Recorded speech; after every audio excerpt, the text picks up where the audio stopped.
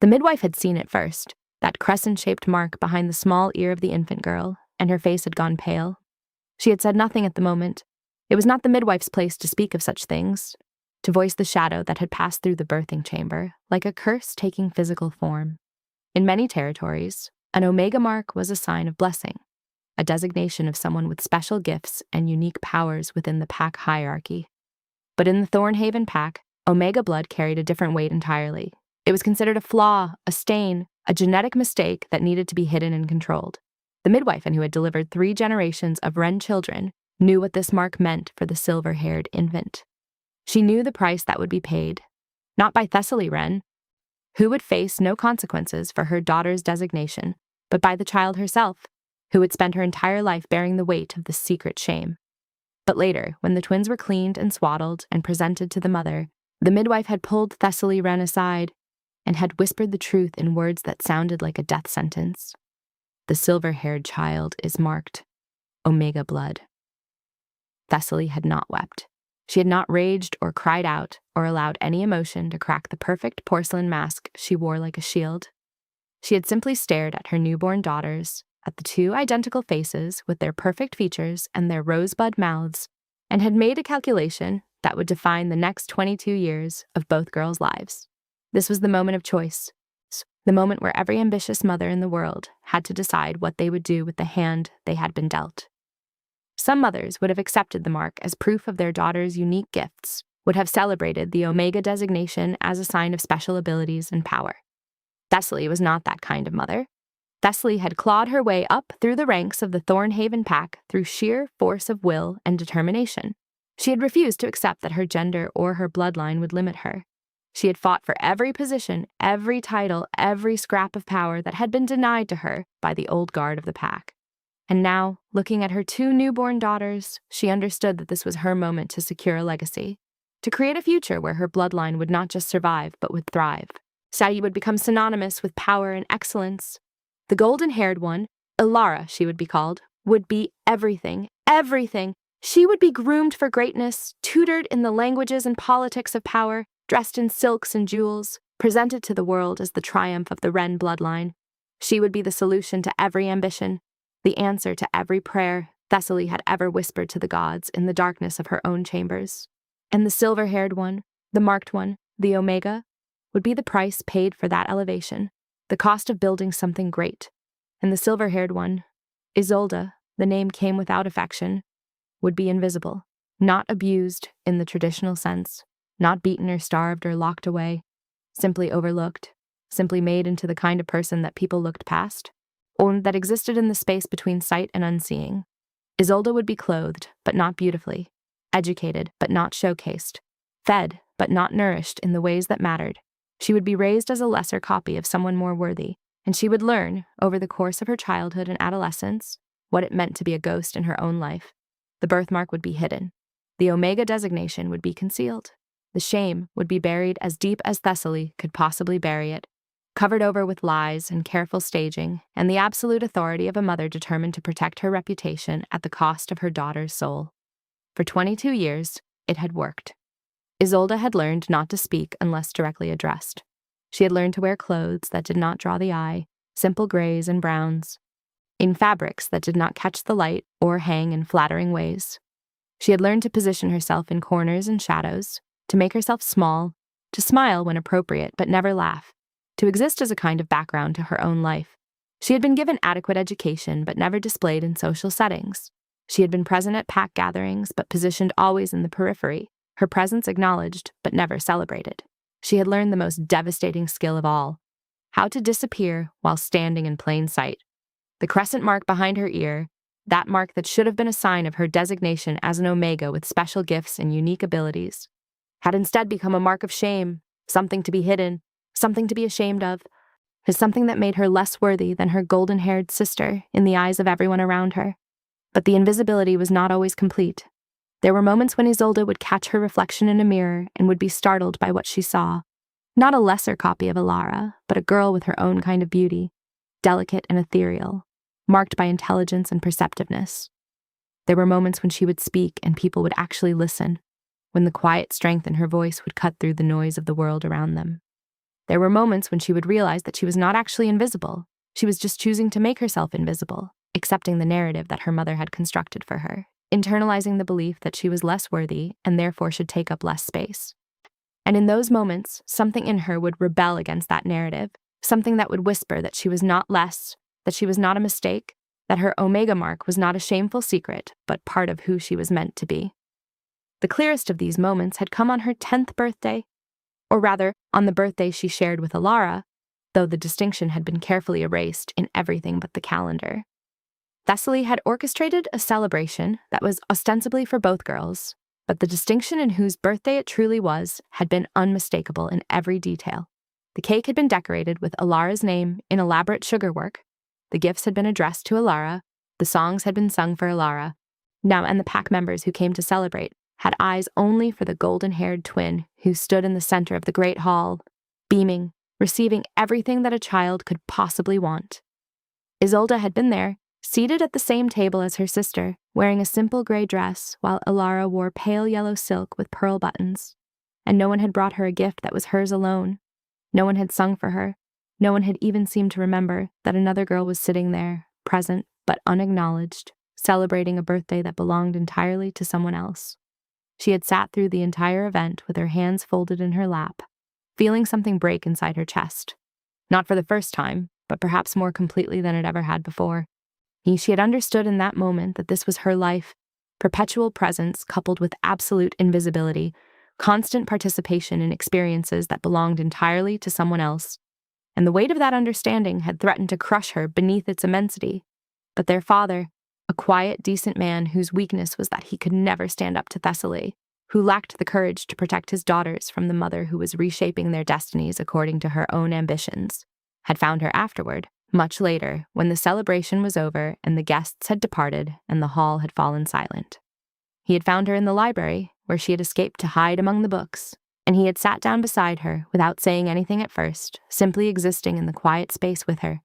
Then, when he finally spoke, his voice had been careful, gentle, thick with a sadness that she had not understood then, but understood now. He had slipped a small leather-bound journal into her hands, its cover soft and worn, its pages pristine and waiting. "For your thoughts, little one," he had whispered, and the tenderness in his voice had made her eyes burn with tears, because it was the only recognition, the only acknowledgement of her as a person with her own interior life, that she had received all day. "I know you are here, Isolde. I see you even when the world does not." She had filled that journal with observations in her small, careful handwriting, sketches of the forest beyond the pack grounds, drawings of flowers and trees, and the particular way light fell through leaves in autumn. She had filled it with questions she could never ask aloud about why she was treated the way she was, why her sister's accomplishments were celebrated while her own were ignored, why being an omega was considered a shameful secret rather than something worthy of acknowledgement. She had written poetry when she was older, terrible teenage verses about invisibility and longing, and the ache of being overlooked by everyone except one quiet father who had loved her despite his weakness. She had written observations about the people around her, sharp, perceptive observations about their behaviors and motivations, the kinds of insights that only someone who had learned to watch the world from the margins could develop. She still had it, that journal, tucked into the dress pocket she wore beneath all her visible clothes, in the leather soft and nearly disintegrating from years of constant handling and rereading. She would pull it out sometimes when she was alone, reading the entries from when she was 12, 14, 16, remembering the girl she had been, the girl who had learned to make herself invisible but had never actually been empty, never actually been less, never actually been the lesser copy that the world had insisted she was. The journal was evidence. She had always been full of thought and feeling and intelligence. The compound had simply refused to see it. Elara, by contrast, had been the vessel into which every advantage had been poured. She had been given the best tutors, the finest gowns, the most extensive grooming in politics and social grace. Now she had been paraded through pack events with the kind of careful presentation reserved for prized possessions. She had learned to charm and manipulate with a smile. She had been shaped into the perfect Luna candidate, the ideal partner for a strategic alliance with the Northern Territories. By the time the twins turned 22, Elara had already been selected to bond with the Alpha King, Fenris Blackmere, a man of legendary power and control, a warrior king who commanded the Northern Territories with an iron hand wrapped in velvet authority. The Luna ceremony was scheduled for the spring equinox, and the entire pack was in a state of excited preparation.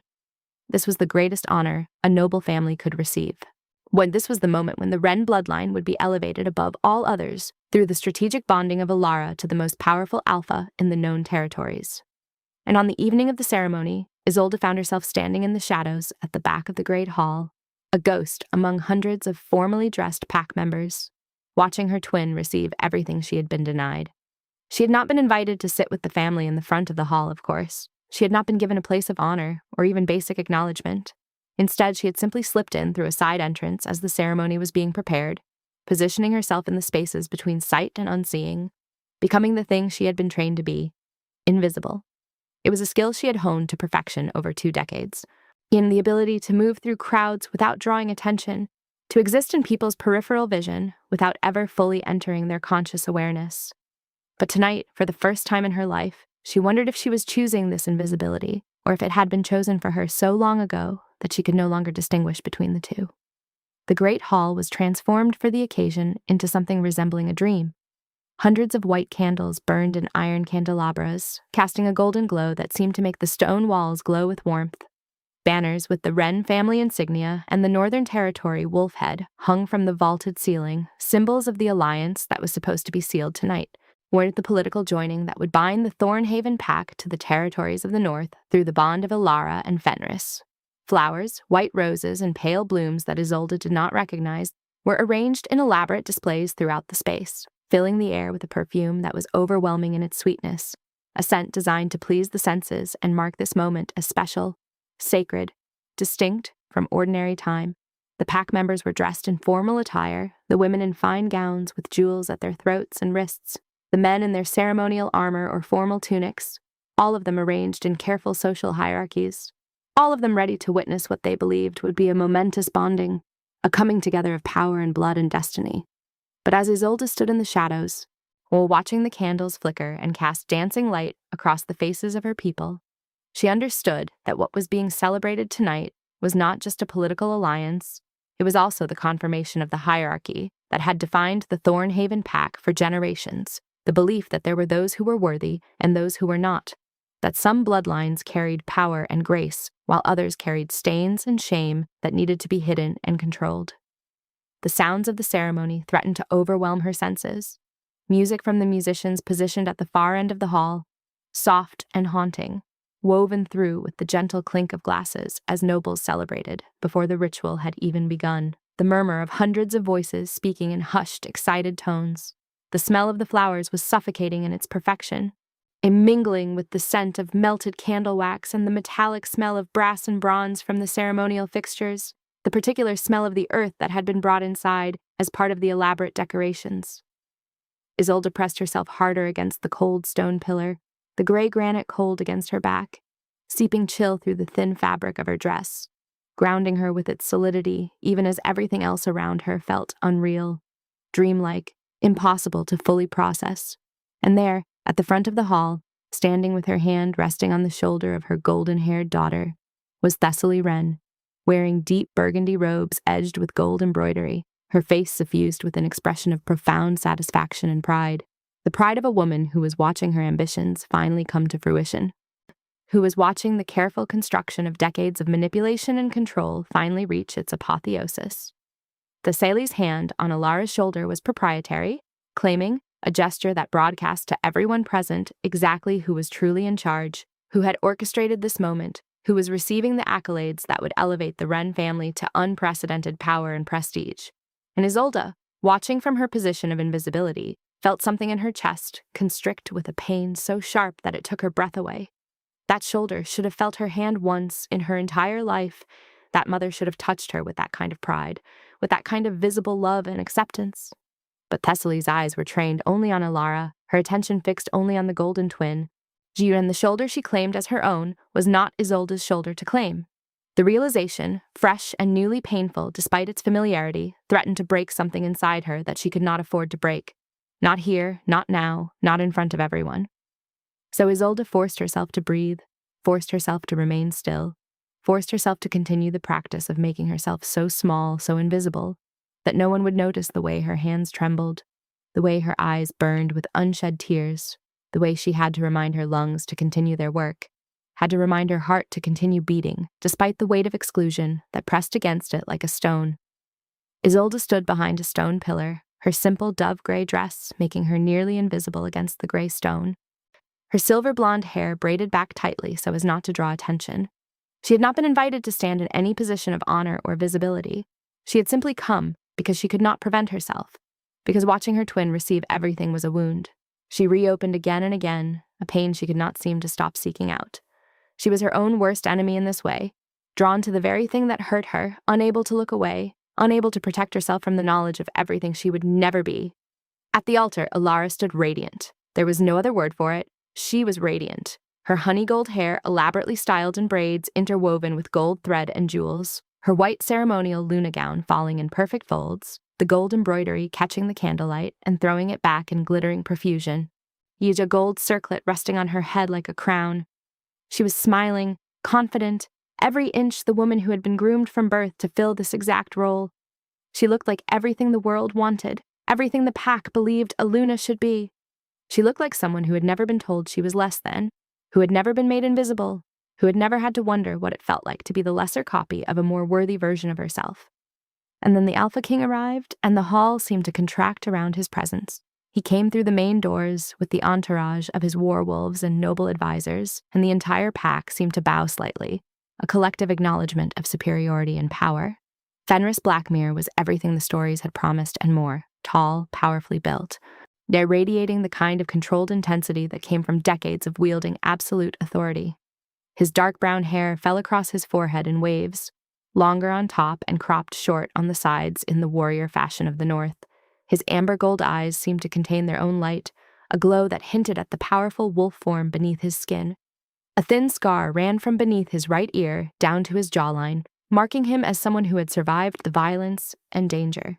He wore black leather armor adorned with dark bronze wolf head clasps, black fitted tunic, black leather boots with bronze buckles, and a dark fur-lined cloak that fell to his calves. A bronze wolf signet ring gleamed on his left hand. He was magnificent, and he was utterly terrifying. Nara and Isolde found herself holding her breath as he walked toward the altar where Elara waited, smiling, confident, ready to bond with the most powerful man in the territories. The ceremony proceeded with formal ritual. The high priest of the Thornhaven pack spoke the words of bonding, words that were ancient and sacred, words that had been spoken over countless pack bondings throughout history. Elara and Fenris stood facing each other, the altar between them, the pack members arranged in careful rows to witness what should have been a moment of profound connection, the ignition of the mate bond that would tie them together for the rest of their lives. And then, in a moment that seemed to happen outside of time, that seemed to fracture the careful structure of the ceremony, Fenris looked at Elara and felt nothing. And Isolde could see it happen. She could see the moment his expression changed, the moment something that was supposed to spark simply did not. She could see the confusion cross his face, the way his eyes narrowed slightly, the way his body went rigid with something that was not quite shock but was close. The moment of the mate bond test, when the Alpha and Luna candidates stood face to face and the bond either ignited or it did not, was happening, and it was failing. The mate bond, that sacred connection that was supposed to bind two souls together in recognition and need and love, simply did not manifest. The Alpha King looked at the chosen Luna and felt the absence of connection, the lack of the bond pull, the void where there should have been a flame. The hall went silent, not gradually, but all at once, so as if every pack member had simultaneously realized that something was wrong, that the script they had all been given had just been torn to pieces. The high priest looked confused. The pack members began to whisper, a susurrus of conversation that indicated the first cracks in what was supposed to be a perfect moment. Elara's smile faltered, uncertainty crossing her face for the first time, and Isolde could see the fear begin to rise in her twin's carefully composed expression. Fenris, however, did not look confused for long. His confusion was replaced by something else entirely. His amber gold eyes began to glow brighter, more intense, and his entire body went very still. His wolf was surfacing, she realized, his animal form pressing against his skin, trying to make itself known, nor trying to tell him something that his human mind had not yet processed. His eyes swept across the hall, searching for something, looking for something that his wolf recognized, even if his human consciousness had not yet caught up. and then he caught a scent. Isolde saw it happen, saw the moment his nostrils flared, saw the moment his gaze fixed on a direction, saw the moment his wolf decided that it had found what it had been looking for all along. His eyes, still glowing gold, turned slowly toward the back of the hall, toward the shadowed space where Isolde stood hidden behind her stone pillar, invisible in her dove-gray dress and her carefully constructed obscurity. For a moment that seemed to stretch into eternity, his gaze found her. His eyes met hers across the vast expanse of the hall, across the hundreds of pack members, deep across the carefully constructed ritual and the broken ceremony and all of the expectations that were crumbling like ash. His eyes held hers with an intensity that made her knees weak, that made her breath catch in her throat, that made her feel, for the first time in her life, as if she was not invisible, but rather so visible that she could be seen down to the very core of her being. Then he moved. He turned away from Elara, from the altar, from the high priest, from all of the assembled pack members, and he walked deliberately toward the back of the hall. His pace was slow and measured, and the pack members who were in his way hurried to move aside, parting before him like grass before the wind.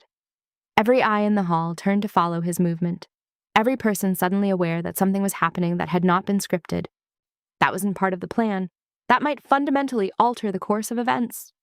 He stopped in front of the stone pillar where Isolde had been hiding, and she found herself pressed against the cold gray stone, her heart hammering so hard in her chest that she thought it might break through her ribs. She could not move, she could not breathe, she could only stand there as the most powerful man in the Northern Territories looked directly at her, and his gaze seemed to strip away every layer of invisibility she had ever constructed. "Mate," he said, and the word was a declaration, a revelation, a word that carried so much weight and meaning that it seemed to shake the very foundations of the hall. His eyes were still glowing gold, burning with the intensity of his wolf, burning with recognition, unburning with a need that she could feel radiating from him like heat from a fire. "The bond! I feel it! How is this possible? What is your name?" The hall's response was immediate and overwhelming. An elderly woman in the front row clutched her heart, her face going pale as she watched the Alpha King turn away from the chosen Luna, watched the perfect ceremony crumble into chaos. A young soldier, a man who could not have been more than 5 years older than Isolde herself, instinctively reached for the weapon at his side, before seeming to realize that there was no threat here, only revelation, only a disruption of the social order that was causing his training to misfire. The high priest's staff, carved from ancient ironwood, adorned with silver wolf heads, a symbol of his authority and the weight of the sacred traditions he carried, clattered to the stone floor with a sound that echoed through the now silent hall like a death knell. The sound of the staff hitting stone seemed to break something open in the crowd. Conversations erupted, hundreds of them, overlapping, building into a roar of confusion and speculation and disbelief. And through it all, Isolde could see Elara's face, could watch the expressions playing across her sister's features as she processed what was happening. There was humiliation there, yes, the deep shame of being rejected at the altar in front of the entire pack. But there was something else, too, something that Isolde could not quite identify at first, a strange expression that seemed almost like recognition, neat as if a puzzle piece that Elara had never been able to place had finally fallen into position, as if some part of her had always known that something was wrong with the picture her mother had constructed, and now, finally, she was beginning to understand what it was. She could not speak. Her throat had closed completely. Her ability to form words had shut down in the face of something so far outside of her experience that her mind could not process it. All she could do was stand there, shaking, as the world as she understood it began to come apart at the seams. For her entire life, she had understood her role in the world, to be the lesser twin, the shameful secret, the daughter who did not matter as much as her golden-haired sister. She had built her entire identity around this understanding. Niu had made it the foundation of who she was and how she moved through the world. And now, in a single moment, the Alpha King of the Northern Territories was telling her that his wolf had chosen her, that the sacred mate bond, the one connection that could not be faked or forced or denied, had selected her over her sister, over the girl who had been groomed for this exact purpose from birth. The implications were staggering. If the bond had chosen her, then everything her mother had told her was a lie. Her Omega blood was not a stain, her mark was not a source of shame. She was not less worthy, not less valuable, not less deserving of love and attention and the good things in life. But accepting this truth meant rejecting everything she had been taught to believe about herself. meant dismantling the entire framework of understanding that had allowed her to navigate her life. It meant stepping into visibility and claiming space in the world, and the terror of that transformation was almost more than she could bear. Behind him, there was chaos. Thessaly had risen from her seat, her face twisted with rage and something that looked almost like panic. Elara was staring at the scene unfolding with an expression that mixed humiliation with confusion, with something else that Isolde could not quite identify. The pack members were whispering, the volume rising, voices overlapping as they tried to process what was happening, as they tried to understand how the carefully planned Luna ceremony had just catastrophically fallen apart. Thessaly pushed through the crowd, her voice rising to cut through the chaos. "Oh, that is my lesser daughter," she said, and the words carried such venom that Isolde flinched. "That is not a candidate for anything. She is no one. A flaw in bloodline, an accident of birth. You do not want that one, Your Majesty. You want Elara. Elara is the one who was chosen, who was prepared, who is worthy." Fenris did not turn to look at Thessaly. His eyes remained fixed on Isolde, and when he spoke, his voice was quiet but carried enough authority that the entire hall seemed to hold its breath. "I am looking at exactly who I want," he said, and then, before anyone could move or protest or try to stop him, his hand came up and very gently, very carefully, he brushed aside the hair from behind Isolde's left ear. His fingers found the crescent-shaped birthmark that had been hidden her entire life, quite the omega mark that had been the source of her shame and her invisibility, and he touched it with the reverence of someone discovering something sacred. "Omega," he said, and the word was not an accusation or a condemnation. It was a statement of fact. Hidden, made invisible. That is why I could not feel the bond through all the posturing and preparation. The bond was never with the one at the altar. The bond was always with this one. Thessaly made a sound that was almost a scream. No, the Omega mark disqualifies her. Omega blood is beneath the dignity of a Luna position. It is a stain, a weakness. You cannot possibly want her. The law of our pack—" "The law of your pack means nothing in my territory," Fenris said, and now he turned to face Thessaly directly, now and his eyes were burning so brightly that Isolde had to look away from the intensity of them. "The Omega designation is meaningless in the Northern Territories. Omegas are respected, honored, their gifts utilized and valued, and the mate bond does not care for laws or bloodlines or the wishes of women who seek to control the bodies and lives of their own daughters. The bond has chosen, and I will not deny it." Isolde felt his hand take hers, felt his fingers close around her palm with surprising gentleness, felt herself being gently pulled away from the stone pillar and into the light. The entire hall seemed to be staring at her now, dozens of eyes taking in her simple gray dress, her braided silver blonde hair, her pale skin with its violet-flecked gray-blue eyes, on her thin frame that seemed almost fragile in comparison to the powerful form of the Alpha King. She was being seen, truly seen, for the first time in her life, and the terror and the liberation of that moment were almost too much to bear. She opened her mouth to speak, but no words would come. She could only look at Fenris, at this man who had just shattered her entire world with a single touch, and try to understand what was happening, try to comprehend how she had gone from invisible to being the center of attention, from being overlooked to being claimed. The journey to the northern fortress took 3 days of hard travel, and Isolde spent much of it in a state that seemed to exist somewhere between waking and dreaming, between reality and the kind of fever delusion that comes from shock that is too profound to fully process. Fenris and his entourage had departed the Thornhaven pack within hours of the broken ceremony, and she had gone with them, her belongings hastily gathered, her feet placed in a carriage that had been lined with furs and blankets, as if she were something precious that needed to be carefully transported. Fenris did not demand anything of her. He did not try to rush the bond into completion. He did not attempt to assert the dominance that was his right as an alpha. Instead, he seemed to be very carefully giving her space, treating her with a kind of consideration that she had never experienced from anyone before, a respect that felt almost foreign in its totality. He asked what she needed and listened to the answers. He made sure she was fed and warm. He spoke to her in quiet, measured tones when he spoke at all, never raising his voice, never displaying the kind of territorial aggression that she had half expected from a man of his power and status. When they arrived at the northern fortress, it was nothing like the Thornhaven Pack territory. The fortress was built into the side of a mountain, massive black stone walls rising up like something carved directly from the earth itself. Torches burned along the battlements, casting dancing light across the stone. The gates were enormous, wrought iron worked into intricate designs depicting wolves and battles and the history of the Northern Territories. As they passed through into the courtyard, Isolde saw soldiers everywhere, but also people who did not fit the warrior aesthetic. Women with kind eyes, children running through the grounds with reckless abandon, all way older men and women moving through the space with the ease of people who were not constantly under scrutiny. A woman met them in the main hall, tall and imposing with kind eyes and hair that had gone silver with age. She was introduced as Kira, the first of Fenris's inner circle, and she did not look at Isolde with judgment or curiosity, but rather with something that seemed almost like recognition, as if she understood exactly what it meant to be displaced, to be surviving in a world that was not designed for you.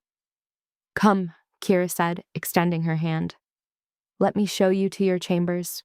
You need rest and time and the knowledge that no one here is going to hurt you."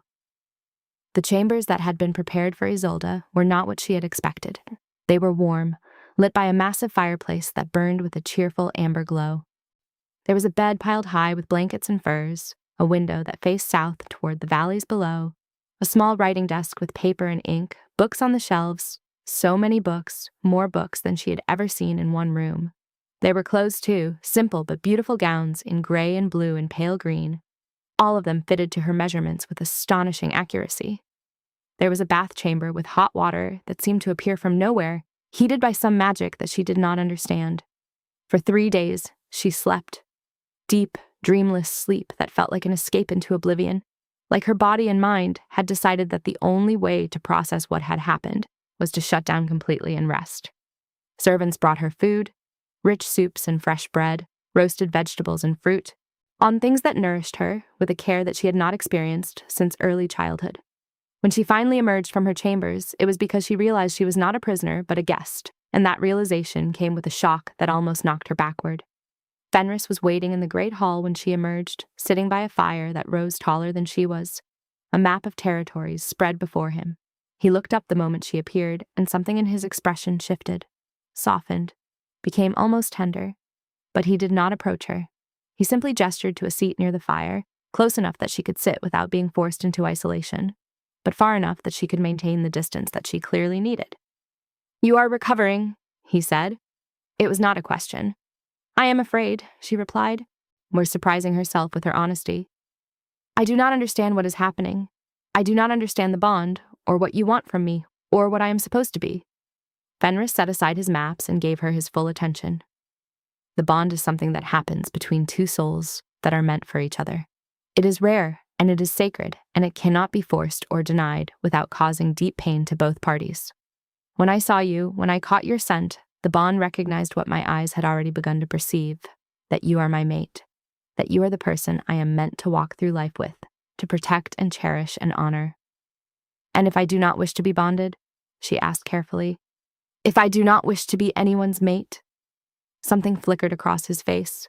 Hurt, she thought, though he tried to hide it. Then the bond would remain. But it would cause both of us pain, and you would be free to leave. I will not force you into anything, Isolde. I will not do to you what your mother did to you, but I am hoping that, in time, you might choose to remain of your own will." She believed him. Something in his voice, in his bearing, in the careful way he spoke to her, made her believe that he meant what he said. And in the days and weeks that followed, as she began to settle into the rhythm of the fortress, as she began to understand that no one here was going to harm her, or make her invisible, or treat her as less than, she found herself beginning to believe that her life might be capable of transformation. The fortress was unlike anything she had imagined. In the Thornhaven Pack, there had been strict hierarchies, strict roles, and strict rules about who could do what, and where they could go, and what they were allowed to want. Young women were expected to be decorative and compliant. They were not expected to think, to question, to desire anything beyond the role that had been carved out for them by men and systems that had been in place for generations. Omegas in particular were expected to be docile, controllable, grateful for whatever treatment they received. But in the Northern Territories, things seemed different. She was given choices, what she wanted to eat, what she wanted to wear, what she wanted to do with her time. No one told her she should be invisible. No one told her that her opinions mattered less than anyone else's. No one made her feel that she was the lesser copy of something more worthy. The freedom of it was so overwhelming that it sometimes felt like drowning, like trying to breathe underwater, like her mind could not quite process the idea that she was allowed to want things, and that those wants might actually be valued and respected. She spent her days exploring the fortress, learning its layout, meeting the people who lived and worked within its walls.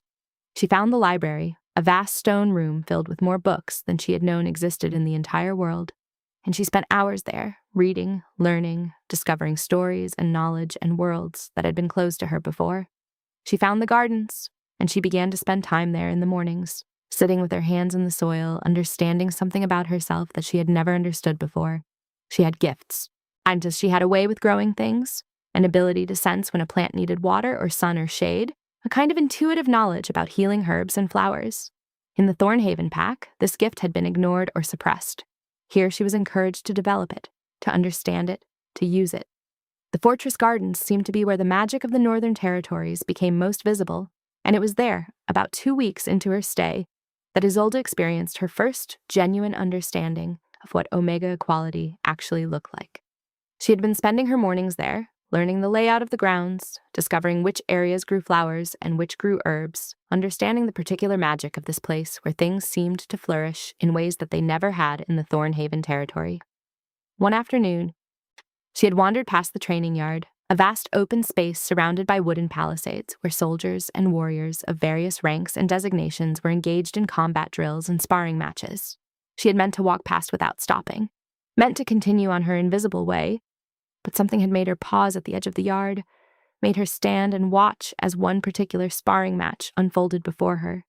A woman, tall and lean and muscular, with cropped dark hair and the bearing of someone who had fought in real battles and knew what she was doing, was engaged in a devastating sparring session with 3 beta soldiers, and she was winning, not struggling, not holding her own, but decisively, completely winning, in defeating all 3 of them with a combination of speed and skill and strategic thinking that made it clear that she was the better fighter. Isolde watched in stunned silence as the woman, breathing heavily but grinning, helped each of the defeated soldiers to their feet, clapping them on the shoulders, offering them advice on how to improve their technique. And then the woman's eyes found her, seemed to recognize her as someone new, someone who did not belong yet to this place. The woman approached afterward, wiping the sweat from her face with the back of her hand, and Isolde instinctively started to retreat, to make herself invisible, to slip away from the interaction. But the woman did not allow it. She extended her hand in greeting, and when she spoke, her voice was warm and welcoming and without judgment. "You're new," she said, not a question. "Fresh arrival from outside the territories." Isolde nodded, unable to find words, unable to articulate why the sight of this woman defeating 3 soldiers had so thoroughly shaken her understanding of what was possible. The woman introduced herself as Bryn, captain of the fortress guard, and she smiled when she saw Isolde's expression shift to shock. "I know," Bryn said, seemingly reading her mind. "In many territories, an Omega warrior is considered strange, wrong, a violation of the natural order. But here, we have learned that an Omega's gifts lie not in submission, but in strategy, not in passivity, but in presence. I earned this position through skill and dedication and thousands of hours of training. I did not receive it because of my designation. I received it despite my designation. Wait, and then I realized something. My designation is not a weakness. It is a source of strength." Bryn looked at Isolde more carefully then, and her expression shifted, became more knowing. "You're hiding something," Bryn said, not accusatory, but observational. "You've got that particular kind of invisible going that I've seen in other Omegas who came from territories that treated them like property. But listen to me when I tell you this. You don't have to hide it here. That mark, the Omega mark that I can smell on you, even though I can't see it, it's not shameful. You don't have to conceal it. There are hundreds of Omegas in this territory who walk around with their marks visible and their heads held high because they earned that right, and then because they decided that their designation was nothing to be ashamed of." The conversation had lasted only a few more minutes, but its impact on Isolde had been profound and unmeasurable. For the first time, she had met another Omega who was not hiding, not apologizing, not making herself small. She had met an Omega who was taking up space, claiming authority, wearing her designation like armor rather than like chains.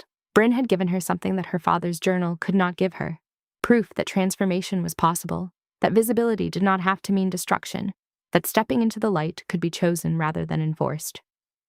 One afternoon, about 3 weeks after her arrival, when spring was truly beginning to transform the landscape and the first brave flowers were pushing through the warming earth, she was working in the garden when a young woman appeared, and Isolde's heart stopped.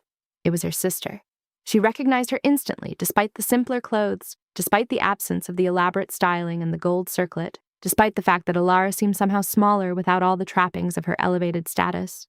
They had the same heart-shaped face, the same delicate features. But everything else was different. Elara's warm brown eyes, where Isolde's were gray-blue and violet-flecked. Elara's fuller figure, where Isolde was delicate and slender. Elara's sun-kissed skin, where Isolde's was pale as porcelain. But under all those differences was the fundamental truth of what they were: sisters, twins, mirror images, and opposite reflections all at once, in two halves of a whole that had been artificially divided by the ambitions of one woman. Elara looked different than she had at the ceremony.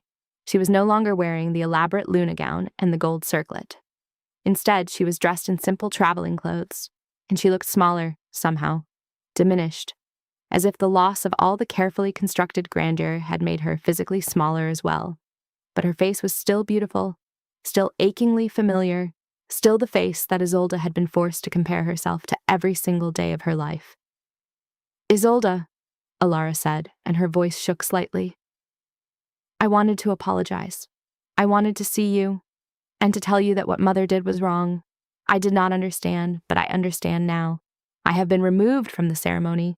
Work, and there is talk of reforming the laws about bonding and choice and Omega rights, and it is all because you are here, and you were chosen, and you are not ashamed of what you are." Isolde could not speak at first. The grief of having a sister and not having a sister, of being twins and being entirely separate, of being sisters and strangers all at once, seemed to overwhelm her.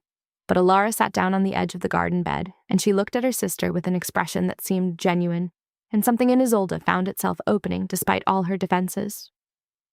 "I did not choose to be elevated," Elara continued. "I did not ask Mother to make you invisible. I was so caught up in being praised and elevated and groomed for greatness that I did not see what was happening to you. But I see it now, and I am sorry. Oh, I am so very sorry." It was not a perfect apology. There was a part of Isolde that wanted to rage at her sister for all the years of being overlooked, for all the times Elara had been praised in places where Isolde would have gone unnoticed, for all the ways that her sister's elevation had come at the cost of her own erasure. But there was also a part of her that understood that Elara had been a victim of their mother's ambitions in her own way, had been shaped and groomed and used just as much as Isolde had been, just in the opposite direction. Their mother had poured everything into making Elara perfect, into molding her into the ideal Luna candidate, into creating a vessel for Thessaly's own ambitions and desires. That constant pressure, that constant scrutiny, that constant demand for perfection had its own kind of cost. Elara had never been allowed to be anything less than excellent. She had never been allowed to fail, to experiment, to discover who she was without the weight of her mother's expectations crushing her from above. And now, stripped of the position she had been groomed for her entire life, rejected by the mate bond in front of the entire pack, Elara was discovering for the first time what it meant to exist without the constant attention and validation that she had been given. She was discovering failure, disappointment, the strange freedom of no longer being the center of everything. In her own way, she was beginning her own process of transformation, beginning to understand who she was separate from what her mother had made her into. And in that garden, with her hands still dirty from planting seeds, yea, with the new growth of spring all around them, the sisters began the long process of trying to understand each other, trying to heal from what their mother had broken, trying to forge a connection that had been sundered by a lifetime of competing for scraps of love and attention. The months passed, and Isolde found herself transforming in ways she had not anticipated. After Elara left, taking with her the complicated mixture of reconciliation and grief that her visit had brought, Isolde found herself sitting alone in her fortress chambers, the afternoon light falling through the window in long golden rectangles. She was unable to settle into any task, unable to focus on the healing work that normally occupied her afternoons, unable to do anything but process the conversation that had just taken place, since the words that her sister had spoken, the tentative bridge that they were beginning to build across the chasm of their childhood separation. She found herself drawn to her traveling trunk, to the small compartment at the bottom where she kept the leather journal, her father's gift, the one she had carried from the Thornhaven territory, despite not knowing if she would ever have the courage to read it again. She pulled it out with trembling hands and opened it to a random page, and found herself reading an entry from when she was 14, written in her teenage handwriting, the words still heavy with the pain of that particular age. She had written about a day when she had watched Elara receive praise from a pack elder for her dancing, watched the elder place a hand on her sister's shoulder in benediction. These watched Elara glow under the weight of that approval. The entry itself was an expression of the raw ache of that moment. I will never be touched like that, praised like that, seen like that. I will always be the one standing behind, watching, invisible, unworthy.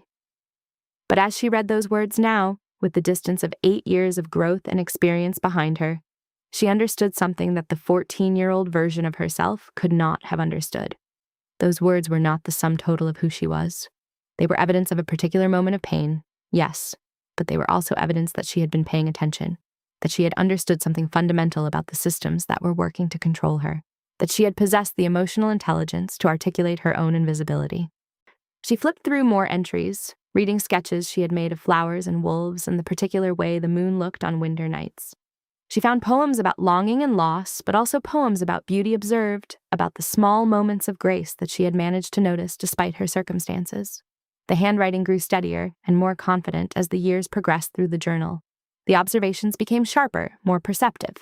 By the time she reached the last entries, written just before she left the Thornhaven territory, she was reading the work of someone who was clearly intelligent, deeply feeling, capable of profound insight into the human condition. And then, for the first time in years, Isolde picked up a pen and began to write. The words came faster than she expected, and tumbling out in a flood of feeling that she did not even know she had been containing. She wrote about Elara's visit, about the complicated mixture of love and rage that she felt toward her sister, about the recognition that Elara had also been a victim of their mother's ambitions, even if in an entirely different way. She wrote about understanding that her sister had been suffocating under the weight of perfection in much the same way that she had been suffocating under the weight of invisibility. She wrote about Fenris, about the strange gift of being chosen, about the way that his respect for her autonomy was slowly teaching her to respect her own autonomy. She wrote about the garden, about the way that living things seemed to respond to her touch, and about the growing understanding that her Omega designation might actually be a source of power rather than a source of shame.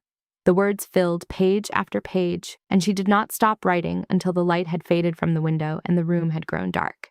When she finally set down the pen, her hand was cramping, her fingers were stained with ink, and something inside her felt different. Something felt settled in a way that it had never felt settled before. She had not just experienced her life in that afternoon of writing, she had claimed it, had witnessed her own experience, had validated her own perspective and her own pain and her own growth. The journal was no longer just a record of what had been done to her. It was beginning to become a record of what she was doing for herself. Her confidence grew, not arrogantly, not in a way that made her dismissive of others, but in a quiet, steady way that came from understanding that her existence had value, that her thoughts were worth speaking, that her presence mattered in the world. Her voice, which had been trained into silence, began to emerge in stronger tones. She would find herself speaking up in gatherings, offering perspectives that people actually listened to, making decisions that affected others and being trusted to make those decisions wisely. She learned to advocate for herself, to state her needs without apology, to believe that what she wanted mattered. When she told Fenris that she wanted to establish a healing garden dedicated to helping traumatized Omegas learn to trust again, he did not dismiss the idea or tell her it was too ambitious. He supported it, funded it, and helped her build it into something that became known throughout the territories as a place of transformation and renewal. The fortress became home, a place where she was not measured against anyone else, where she was free to be exactly who she was, where the crescent mark behind her ear was not a source of shame, but a source of pride. Fenris was patient. He was always patient. But as the months went by, she could see the toll that patience was taking on him. His wolf was always close to the surface, evident in the gold that burned in his eyes, even during normal conversation, in the way his muscles would tense when she moved near him, in the way he would leave the room abruptly sometimes, and she would hear the sound of him training, of him pushing his body to exhaustion, and of him channeling every ounce of his need and desire into physical exertion. She would watch him from the fortress windows, shirtless in the training yard, his muscles glistening with sweat as he moved through combat sequences with devastating precision. She would see him stop sometimes, his entire body going rigid as he fought the urge to come to her, fought the pull of the mate bond that was binding them together with an intensity that she was only beginning to understand. and she would feel guilt because she understood that his restraint was coming at a cost, that his refusal to force the bond into completion was requiring a kind of self-control that went against every instinct his wolf possessed. But she also saw how he was changing because of that restraint. She saw how his capacity for respect and honor was deepening, now how his willingness to honor her autonomy was creating a kind of love that did not seek to possess or control. She saw how he was becoming the kind of man who could rule with wisdom rather than dominance, who could lead through inspiration rather than fear. And slowly, gradually, as the weeks turned into months, she found herself falling in love with him, not because of the mate bond, but in spite of it, falling in love with the man he was choosing to be, the person he was becoming, through the sheer force of his will and his determination to do right by her. One morning, in early summer, when the sun was warm and the flowers in the garden were in full bloom, when Isolde had finally begun to feel like she might be ready, Fenris found her there.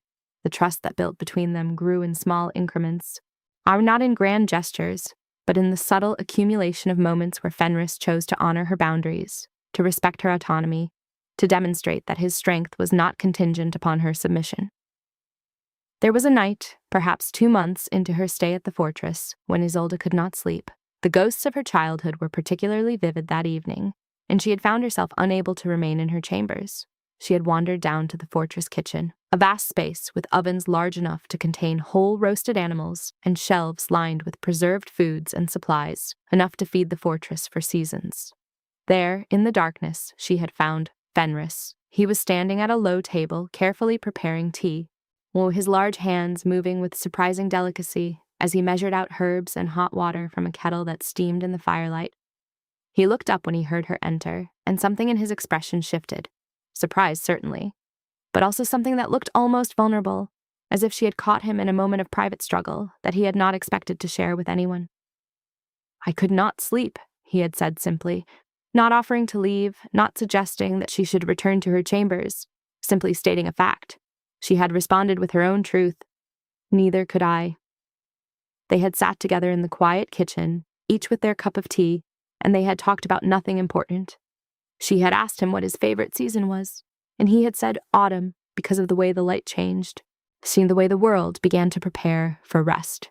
He had asked her the same question, and she had said spring, for the same reason but in reverse, the way life began again, the way things that had seemed dormant suddenly burst forth with new growth. They had talked about the shapes of clouds, about childhood memories of running barefoot through grass, about the particular magic that happens when you are both awake in the middle of the night and the world seems to belong to you alone. And at one point, unexpectedly, she had laughed. A real laugh. Not a polite social laugh, but a genuine expression of amusement at something he had said about the absurdity of the way his war wolf had once gotten stuck in a tree trying to catch a bird. The sound of her own laughter had startled them both. War had seemed to echo through the kitchen with a purity and joy that neither of them had expected. When she had finally returned to her chambers in the early morning light, she had realized that for the first time since arriving at the fortress, she had spent time with Fenris in which the awareness of the mate bond had not been the overwhelming focus of every interaction. She had simply been with him, and he had been with her, and that simplicity had felt more sacred than any formal bonding could have been. There was another moment, perhaps a week later, when she had been present at a gathering of the fortress leaders and noble advisors, and a dispute had arisen between 2 pack members about the distribution of resources from a recent trading expedition.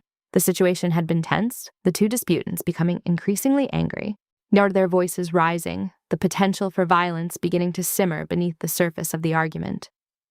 Isolde had watched as Fenris rose from his seat, watched as the room fell silent in response to his movement, watched as he approached the 2 arguing men, and then she had witnessed something that fundamentally shifted her understanding of what true authority actually meant. Fenris had not shouted them down. He had not used his physical presence to intimidate them or force them into submission.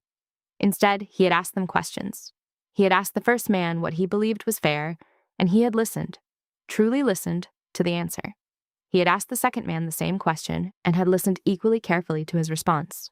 And then he had offered a solution that incorporated elements of what both men had requested. One that honored both of their perspectives, that demonstrated respect for both of them, even as he asserted his own authority to make the final decision. Both men had accepted the solution, and more than that, they had seemed grateful, seemed to understand that they had been heard. that their perspectives had mattered, that the Alpha King had taken the time to understand their positions, even though he possessed the power to simply command them to accept his verdict.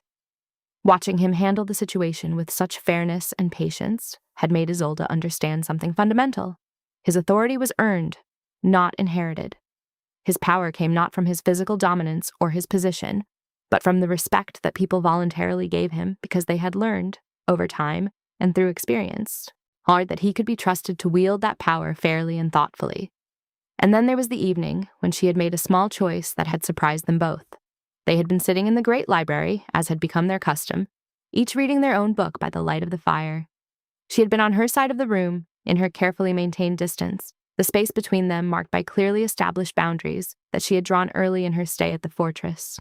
But as the evening had progressed, as the fire had burned lower and the room had grown darker and quieter, something in her had shifted.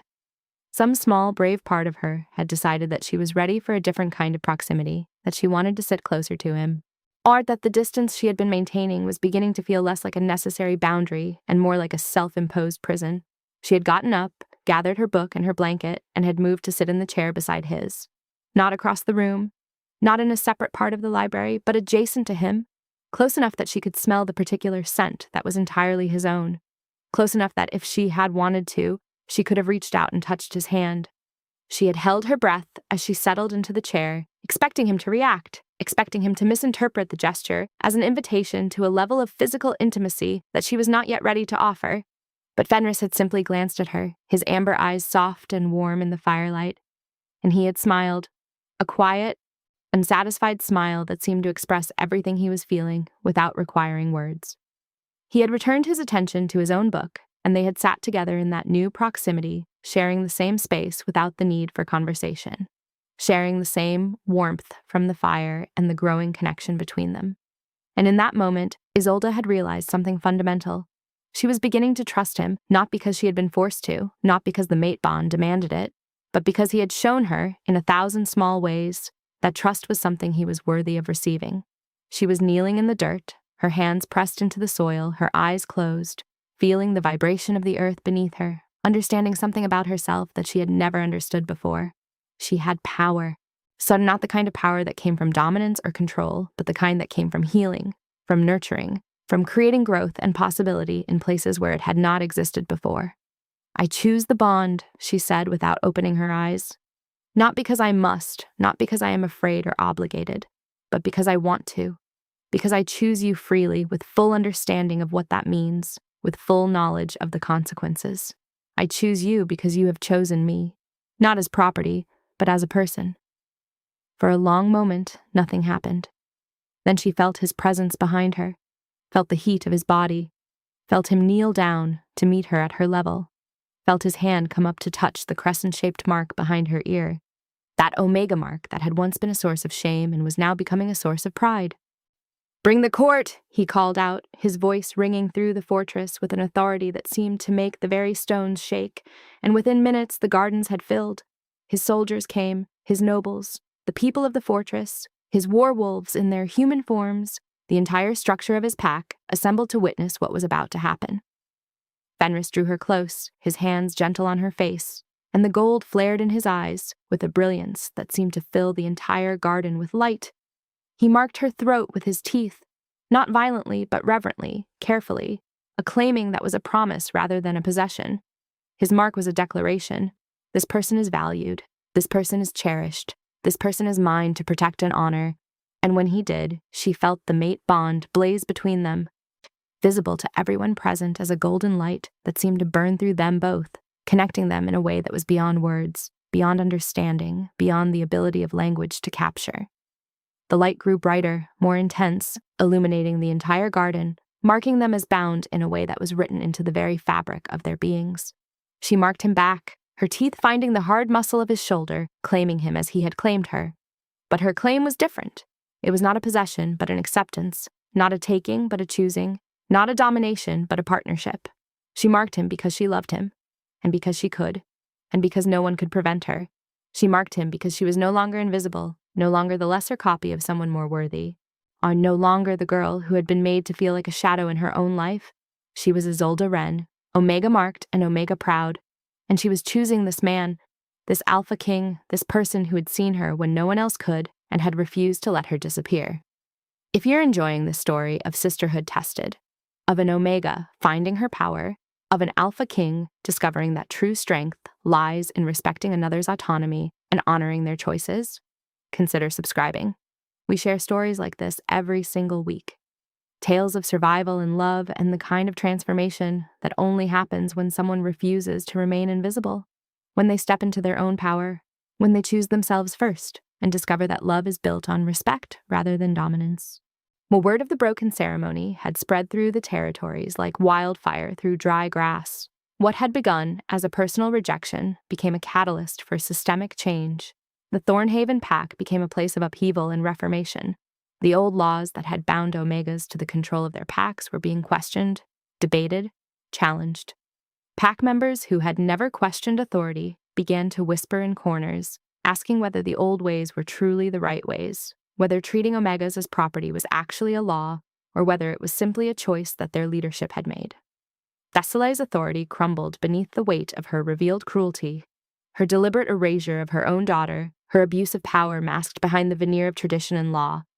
When the truth of what she had done came out, how she had hidden the Omega mark, how she had deliberately made Isolde invisible, how she had used the systems of control to elevate one daughter at the cost of destroying another, the pack turned on her with the fury of people who had been complicit in something evil and were seeking redemption through violence against the one who had led them. Within weeks, she had been stripped of her position and removed from her seat of power. The Thornhaven Pack, left without its matriarch and its carefully constructed hierarchy, began to collapse inward, its members seeking new leadership, new structures, new ways of organizing themselves that did not rely on the cruelty of control. And from that collapse, something new would eventually be built. A pack structure that valued Omegas, boys that recognized their gifts, that allowed them to exist as fully actualized members of the community rather than as possessions to be controlled. Fenris sent his own representatives to oversee the transition, not to conquer or absorb the Thornhaven Pack into his territory, but to ensure that the reforms were implemented fairly, that the Omegas were protected, that the new leadership that emerged would be built on respect rather than domination. Isolde, from her position in the northern fortress, watched this unfold with a complex mixture of emotions. Vindication and grief intertwined, satisfaction and sorrow dancing together. Her mother's downfall was complete, but it did not fill the void that her mother's cruelty had left behind. Some wounds, once inflicted, could not be entirely healed. They could only be understood, processed, while integrated into the landscape of who a person had become. In the fortress, Isolde discovered gifts that she had never known she possessed. Her connection to growing things deepened. She could heal plants with a touch, sense their needs before they became visible, coax life from soil that others considered barren. A wilting rose would straighten under her hands, its petals brightening, its stem regaining the rigidity of health. Herbs that others struggled to cultivate thrived in her garden, reaching perfection with almost supernatural speed. Her reputation in the gardens grew, and soon people were coming to her asking for healing salves made from her plants, requesting her presence when important ceremonies required flowers and greenery. But more than that, she discovered she had an affinity for people, and particularly for Omegas and others who had been marginalized or damaged by systems of control. She began spending time in the fortress infirmary, learning the healing arts from the pack's healers, understanding that her gifts extended beyond plants to people. She could sense emotional wounds, psychological trauma, the places where a person had been broken and needed care to become whole again. When a new Omega would arrive at the fortress, traumatized and afraid, having escaped from a pack that had treated her as property, Isolde would be the one called to sit with her, to hold her hand, to show her that healing was possible, that the world could be different, that there were places where Omegas were honored rather than controlled. She began to develop a reputation as someone who could help Omegas transition into the Northern Territories, who could facilitate their healing from whatever systems of control they had escaped, who understood on a deep cellular level what it meant to be made invisible and could guide others back into visibility. Fenris watched all of this unfold, and something in his expression changed. The gold in his eyes, which had been bright with the intensity of his wolf's possession, began to shift into something deeper, something more complex. She realized that he was not simply claiming her as a mate, bond dictated. He was genuinely falling in love with her competence, her compassion, her quiet strength, her refusal to allow what had been done to her to define the limits of who she could become. He was becoming the kind of lover that she had not known existed, the kind that supported and encouraged rather than controlled and demanded. The night before the bonding ceremony, Isolde could not sleep. She had moved from her private chambers into a suite that she shared with Fenris, and she stood at the window looking out at the moonlit valleys below, feeling the weight of transformation that was about to be formalized. The valleys were beautiful in moonlight, shadowed and mysterious, full of possibility and danger in equal measure.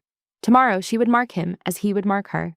Tomorrow the mate bond would be sealed, not just by biology, but by choice, by intention, by the deliberate decision of two people to build a life together. She had spent her entire childhood being made invisible, being told that her wants and needs mattered less than the ambitions of others. She had been a shadow, a whisper, a girl who had learned to disappear in plain sight. Tomorrow, she would stand in front of the entire pack and declare that her choice mattered, that her will was not something to be overridden, that she was claiming this man and this life as her own. Tomorrow, she would stop being invisible. Tomorrow, she would finally, fully emerge into the world as herself, not as her sister's lesser copy, not as her mother's shameful secret, not as an omega to be hidden and controlled, but as Isolde Wren, marked and strong and worthy of the love that she was about to accept. She felt him before she heard him. Fenris approaching, his movements always quiet despite his considerable frame. He stood behind her, close but not touching, respecting the boundary that she had established weeks ago and had only recently begun to allow him to cross. "You are uncertain," he said, not a question. "I am afraid," she replied. "Not of the bond, not of you, but of the permanence. Once I mark you, once the bond is sealed, there will be no going back. I will be tied to you, and you will be tied to me, and I will no longer have the freedom to leave if things change, if you change, if I discover that this is not what I want." Fenris was quiet for a long moment. Then he came to stand beside her, his hand resting on the stone sill of the window but not touching her. "The bond cannot be broken without pain," he said quietly. "But it can be broken. I will not lie to you and tell you that the pain would be small. For both of us, the breaking would be severe. But I will also tell you that the choice is always yours. Tomorrow, you are not surrendering your will. You are expressing it. You are declaring that despite everything that has been done to you, or despite every way that you have been made to feel less than, you are still choosing to move forward. You are still choosing to believe that love can exist without domination, that partnership can be real, that you deserve to be honored and respected and cherished." She turned to look at him, and in the moonlight, his eyes glowed softly, the gold just beneath the surface. "And if I change my mind, if tomorrow I decide that I cannot do this, then I would release you," he said, and she believed him. "It would nearly destroy me. My wolf would rage and keening for loss. But I would let you go because choosing yourself is more important than choosing me, and I love you enough to want your happiness, even if that happiness meant losing you." She reached out and took his hand. Yet the first time she had initiated touch with him since the fortress fire had warmed her from the inside out. Her fingers, which had trembled with fear and uncertainty so many times before, now gripped his with strength and certainty. "I want to bond with you," she said, and her voice was clear and steady, a voice that belonged to someone who had finally learned to claim space in the world. "Not tomorrow, not as a formality, but now. I choose you, completely and without reservation. I choose this life, this fortress, this partnership. I choose you." He drew her close, careful, always careful, and she let herself fall into him, let herself believe that it was safe to do so. They stood together at the window, looking out at the moonlit valleys, two people who had found each other across the void of invisibility and indifference. There are two people who had chosen each other when the world had tried to dictate what their choices should be. And in that moment, standing in the darkness of the night, with nothing but the moon to witness, Isolde understood something fundamental about herself. She was not defined by her omega mark. She was not limited by her mother's cruelty. She was not confined by the systems that had tried to keep her invisible.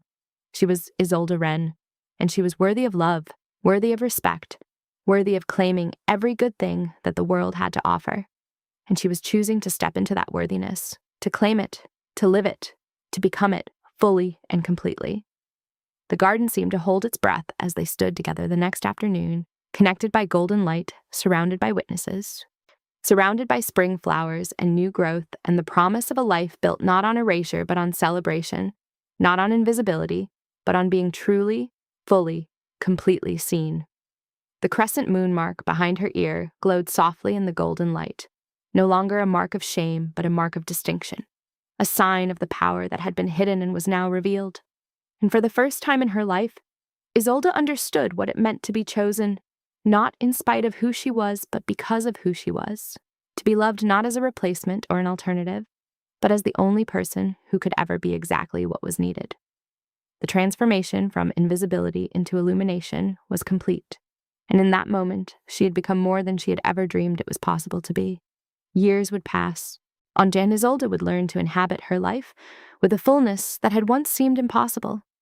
She would become known throughout the Northern Territories as the Lady of Healing, the woman with the gentle touch who could restore what had been damaged, who could help Omegas and others who had been marginalized to reclaim their power and their worth. She would stand beside Fenris as his mate, not as his possession, but as his equal partner, advising him on matters of governance, questioning his decisions when she felt they were unjust, working with him to build a territory that was fundamentally different from the ones that had come before. And she would watch as her influence spread beyond the Northern Territories, as other packs began to question their old laws, as Omegas throughout the lands began to understand that they were not lesser. They're not weak, not meant to be controlled.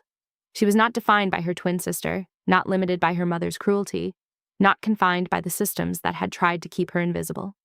She was Isolde Wren, Omega marked and Omega proud, chosen and cherished and seen. And in the golden light of the bonding, as she marked Fenris as completely and irrevocably as he marked her, she understood that her life had not just changed. It had been entirely remade into something beautiful, something true, something that was entirely and uniquely her own. The girl who had been invisible had finally learned to shine, and in her shining, she had lit a path for countless others to find their own light,